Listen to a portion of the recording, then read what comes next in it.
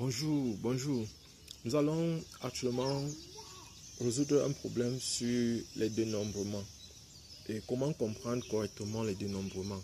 Beaucoup de gens ont souvent les problèmes là-dessus. Bon, nous allons voir comment, quand on fait une expérience avec répétition, sans répétition, avec ordre ou sans l'ordre. Donc, pour ceux qui sont nouveaux sur cette chaîne, vous pouvez vous abonner, abonnez-vous. Cliquez sur la cloche de notification pour avoir des vidéos semblables à celle-ci.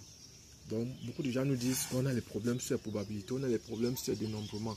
Voici enfin un tableau qui va vous aider à comprendre facilement et qui résume tout. Qui résume par exemple les problèmes des événements, surtout pour les élèves de terminale et aussi même ceux qui sont déjà à l'université. Et même aussi les élèves de première parce qu'ils commencent à voir les dénombrements en classe de première.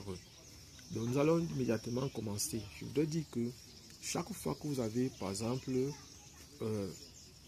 un événement qui se passe avec répétition, si l'ordre intervient, ce sont les PUplay.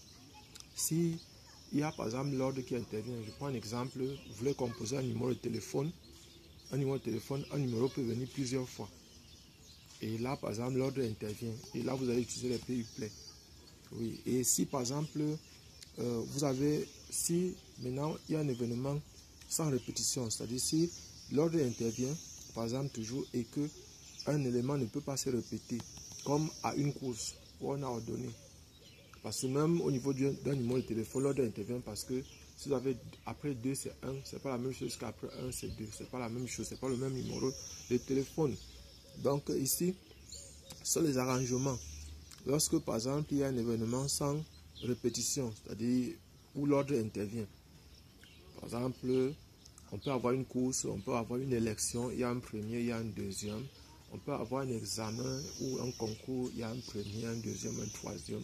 Donc il y a un classement, c'est une course de chevaux, il y a un premier, un deuxième, un troisième, un quatrième, ainsi de suite.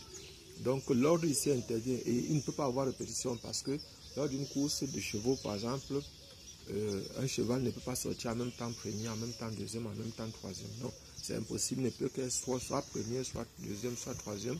Il ne peut que prendre, un cheval ne peut prendre qu'une seule place. Donc voilà ce qu'on a. Et puis maintenant, si on a un événement avec répétition et sans ordre, s'il y a répétition, alors ce sont les combinaisons. Mais voici la formule de ces combinaisons-là. Donc événement sans ordre avec répétition, c'est-à-dire c'est un événement qui se déroule, dont l'événement se déroule plusieurs fois, c'est-à-dire l'action, l'expérience se déroule plusieurs fois. Et ici, lorsqu'il n'y a pas de répétition, c'est-à-dire sans répétition, cet événement est sans ordre, sans répétition et sans ordre. Par exemple, si on vient dans une salle de classe, il y a 35 élèves, on choisit 5 élèves au hasard. Alors, ce sont les combinaisons, là il n'y a pas de répétition. Et il n'y a pas l'ordre qui intervient. Donc voilà en quelque sorte ce qu'on a vu. Donc pour ceux qui ne sont pas encore abonnés, abonnez-vous. Abonnez-vous parce que vous aurez des vidéos semblables à celle-ci. Et vous allez mieux comprendre les dénombrements. Nous avons beaucoup de cours sur notre chaîne Job Camden. Donc si vous voulez, vous pouvez aller sur notre chaîne, cliquer sur la cloche de notification pour avoir les vidéos semblables à celle-ci. Donc merci.